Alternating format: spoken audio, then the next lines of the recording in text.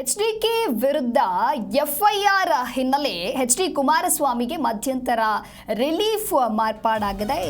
HD Kumaraswamy ವಿರುದ್ಧ ADGP Chandrashekhar ರಿಂದ FIR ಹಿನ್ನೆಲೆ ಎಚ್ಡಿ ಕುಮಾರಸ್ವಾಮಿಗೆ ಮಧ್ಯಂತರ ರಿಲೀಫ್ ಮಾರ್ಪಾಡು ಮಾಡಲಾಗಿದೆ. ಎಡಿಜಿಪಿಗೆ ಬೆದರಿಕೆ ಹಾಕಿ ಎಫ್ಐಆರ್ಗೆ ಮಧ್ಯಂತರ ಆದೇಶ ವಿಸ್ತರಣೆಯನ್ನ ಕೂಡ ಮಾಡಲಾಗಿದೆ. ಯಾವುದೇ ಬಲವಂತದ ಕ್ರಮವನ್ನ ಕೈಗೊಳ್ಳುವಂತಿಲ್ಲ ಅನ್ನುವಂಥ ಆದೇಶವನ್ನ ಹೊರಡಿಸಲಾಗಿದೆ. 2014ರ ಸಾಯಿ ವೆಂಕಟೇಶ್ವರ ಮೈನಿಂಗ್ ಕೇಸ್ಗೆ ಇದೀಗ ರಿಲೀಫ್ ಇಲ್ಲ. ನ್ಯಾಯಮೂರ್ತಿ ಪ್ರದೀಪ್ ಸಿಂಗ್ ಯರೂರ್ ಹೈಕೋರ್ಟ್ ಪೀಠ ಈ ರೀತಿಯಾಗಿ ಆದೇಶವನ್ನ ನೀಡಿದೆ. 2014ರ ಸಾಯಿ ವೆಂಕಟೇಶ್ವರ ಮೈನಿಂಗ್ ಕೇಸ್ಗೆ ರಿಲೀಫ್ ಅನ್ವಯ ಆಗುವುದಿಲ್ಲ. ಅಕ್ರಮ ಗಣಿಗಾರಿಕೆ ಕೇಸ್ನಲ್ಲಿ ನಿರೀಕ್ಷಣಾ ಜಾಮೀನು ರದ್ದು ಕೋರಿಕೆ ಮಾಡಲಾಗಿದ್ದು, ವಿಚಾರಣಾ ನ್ಯಾಯಾಲಯದಲ್ಲಿ ಅರ್ಜಿಯನ್ನ ಸಲ್ಲಿಸಿದ್ದಾರೆ ಲೋಕ ಪೊಲೀಸರು. ಈ ಅರ್ಜಿ ವಿಚಾರಣೆ ಜನಪ್ರತಿನಿಧಿಗಳ ವಿಶೇಷ ಕೋರ್ಟ್ನಲ್ಲಿ ಮುಂದುವರಿಯಲಿದೆ. ನ್ಯಾಯಮೂರ್ತಿ ಪ್ರದೀಪ್ ಸಿಂಗ್ ಯರೂರ್ ಅವರಿದ್ದಂಥ ಹೈಕೋರ್ಟ್ ಪೀಠ ಆದೇಶವನ್ನ ಮಾಡಿದೆ.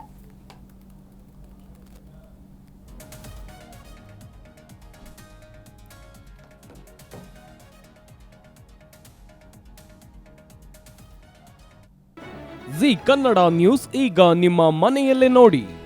ಎಲ್ಲ ಕೇಬಲ್ಗಳಲ್ಲಿ ಈಗ ಲಭ್ಯ.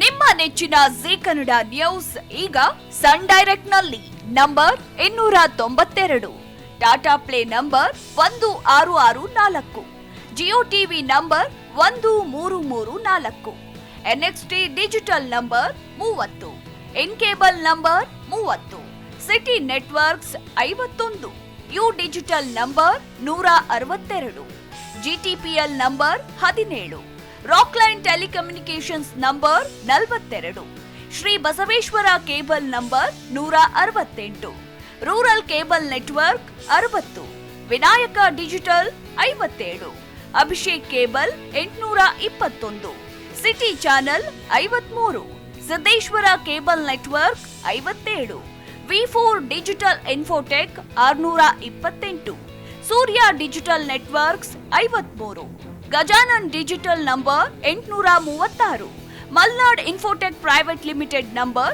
56, Metrocast number 830, Victory digital number 167ರಲ್ಲಿ ನೋಡಿ ಆನಂದಿಸಿ.